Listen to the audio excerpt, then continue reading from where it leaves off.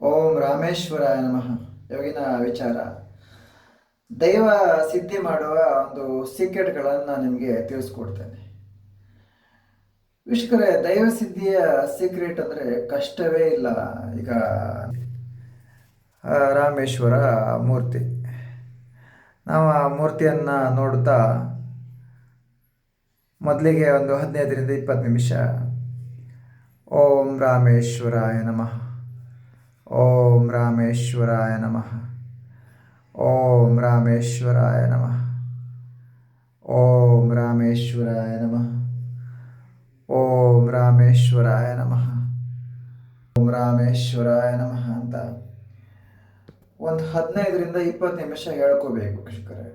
ಆಮೇಲೆ ಆ ರಾಮೇಶ್ವರರ ಒಂದು ಮೂರ್ತಿಯನ್ನು ನೋಡ್ಕೊಳ್ತಾ ನಾವು ಸ್ವಲ್ಪ ನೀರು ಕೊಡ್ಕೊಳ್ತಾ ಜಪದ ಪದ್ಧತಿಯಲ್ಲಿ ಮಾಡಬೇಕು. ಜಪದ ಪದ್ಧತಿ ಅಂದರೆ ಹೇಗೆ? ಜಪದ ಪದ್ಧತಿ ಅಂದರೆ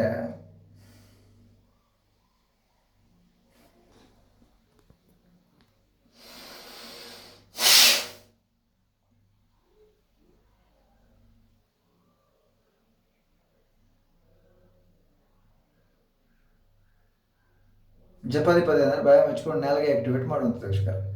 ಸರಿ, ಜಪದ ಪದ್ಧತಿಯಲ್ಲಿ ನಾವು ದೇವರನ್ನು ಕರೆದ್ರೆ ಆಯಿತು. ರಾಮಲಿಂಗೇಶ್ವರಾಯ ನಮಃ, ರಾಮಲಿಂಗೇಶ್ವರಾಯ ನಮಃ, ರಾಮಲಿಂಗೇಶ್ವರಾಯ ನಮಃ. ಹೀಗೆ ಇದೇ ಒಂದು ಸಿಂಪಲ್ ಆದ ಸೀಕ್ರೆಟ್. ಎಲ್ಲ ಕರ್ಮವನ್ನು ಕಳ್ಕೊಳ್ಳುವ ವಿಧಾನ ಹೀಗೇನೆ. ಆದರೆ ನಾವು ದೈವ ಸಿದ್ಧಿ ಮಾಡುವಾಗ ನೆನಪಿಟ್ಕೊಳ್ಳಿ, ಸ್ನಾನ ಮಾಡಿಕೊಂಡು ಯಾರ ಥರನೂ ಮಾತಾಡದೆ ಹೋಗಿ ಕೂತ್ಕೋಬೇಕು. ಒಂದು ಜಪ ಮಾಡುವಾಗಾಗಿರಲಿ, ಒಂದು ತಪಸ್ಸಾಚರಣೆ ಮಾಡುವಾಗಾಗಿರಲಿ, ನಮ್ಮ ದೇಹನ ಬಿಸಿಯಾಗಿ ಕೊಡಬಾರ್ದು. ನಮ್ಮ ದೇಹ ಮತ್ತು ಬಿಸಿ ಆದರೆ ಅಂದರೆ 4-5 ಗಂಟೆ ಆದರೆ ನಮ್ಮ ದೇಹ ಮತ್ತೆ ಬಿಸಿಯಾಗಿ ಶುರು ಆಗುತ್ತದೆ. ಅರ್ಥ ಆಯ್ತಾ? ಆಗ ಮತ್ತೆ ನಾವು ಸ್ನಾನ ಮಾಡಿ ಮತ್ತೆ ನಾವು ತಪಸ್ಸಿಗೆ ಕೂತ್ಕೋಬೇಕು, ತಪಸ್ಸು ಅಥವಾ ಜಪ.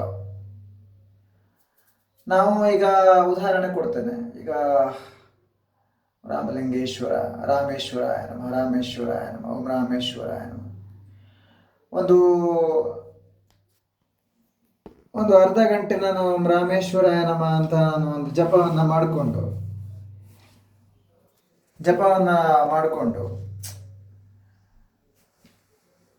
ಮೌನವಾಗಿದ್ದು ಅದನ್ನು ಮತ್ತೆ ಮುಂದುವರಿಸ್ಕೊಂಡು ಹೋದರೆ ನಮಗೆ ಹೆಚ್ಚಿನ ರೀತಿಯ ವಿದ್ಯೆಗಳನ್ನು ಅವ್ರು ಕಲಿಸ್ಕೊಡ್ತಾರೆ. ಈಗ ನಾವು ಒಂದು ಅರ್ಧ ಗಂಟೆ ಒಂದು ಜಪವನ್ನು ಮಾಡಿಕೊಂಡು 1 ತಾಸು ನಾನು ಯಾರ ಹತ್ರ ಆದರೂ ಸಮಯವನ್ನು ಕಳೆದೆ ಅಂದರೆ, ಯಾರ ಹತ್ರ ಆದರೂ ಮಾತಾಡಿ ಸಮಯವನ್ನು ಕಳೆದೆ ಅಂದರೆ, ಅಲ್ಲಿಗೆ ನಾವು ಸಂಪಾದನೆ ಮಾಡಿದಂಥ ಪುಣ್ಯ ಪೂರ ಖಾಲಿ ಆಗ್ತದೆ ವೀಕ್ಷಕರೇ. ಏನು ಹೇಳಿ? ಪುಣ್ಯ ಸಂಪಾದನೆಯಲ್ಲಿ ಹಾಗೇನೆ ಸೀಕ್ರೆಟ್ ಕೆಲವೊಂದು. ಈಗ ನಾವು ಪುಣ್ಯ ಸಂಪಾದನೆ ಮಾಡೋದಾದರೆ ದೇವಸ್ಥಾನಕ್ಕೆ ಹೋಗಬೇಕು.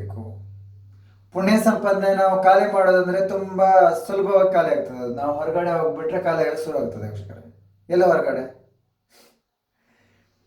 ನಾವೀಗ ದೇವಸ್ಥಾನದೊಳಗೆ ಹೋಗಿ ಪುಣ್ಯ ಸಂಪಾದನೆ ಮಾಡಿಕೊಂಡು ಹೊರಗಡೆ ಹೋಗಿ ಯಾರ ಹತ್ರ ಮಾತಾಡ್ತಾ ಕೂತ್ಕೊಂಡ್ರೆ ನಾವು ಮಾಡಿದ ಪುಣ್ಯ ಸಂಪಾದನೆ ಎಲ್ಲ ನಮಗೆ ಖಾಲಿ ಆಗ್ತದೆ. ಅದು ಟ್ರಾನ್ಸ್ಫರ್ ಆಗ್ಬೋದು ಅಥವಾ ಹೊರಗಡೆ ಹೋಗ್ಬೋದು, ಗಾಳಿಯಲ್ಲಿ ಸೇರ್ಕೊಳ್ತದೆ. ನಾವು ಪುಣ್ಯ ಸಂಪಾದನೆ ಮಾಡಿದ ಹಾಗೆ ಇಟ್ಕೋಬೇಕಂದ್ರೆ, ಸ್ಟಾಕ್ ಇಟ್ಕೋಬೇಕಂದ್ರೆ ಏನು ಮಾಡಬೇಕು? ನಾವು ಪುಣ್ಯ ಸಂಪಾದನೆ ಮಾಡಿದ ಹಾಗೇ ಇರಬೇಕು ಅಂದರೆ ವೀಕ್ಷಕರೇ, ನಾವು ಯಾರ ಹತ್ರನೂ ಮಾತಾಡಬಾರ್ದು. ಏನು ಹೇಳಿ? ನಾವು ಯಾರ ಹತ್ರನೂ ಮಾತಾಡಬಾರ್ದು, ಮೌನವಾಗಿರಬೇಕು. ಅದಕ್ಕೆ ನೋಡಿ, ಕೆಲವು ಸಿದ್ಧಿ ಸಾಧಕರು, ಋಷಿ ಮುನಿಗಳೆಲ್ಲ ಅವರು ಪುಣ್ಯ ಸಂಪಾದನೆ ಆಗಕ್ಕೆ ಶುರುವಾದ ಮೇಲೆ ಅವ್ರು ಮಾತಾಡಲ್ಲ.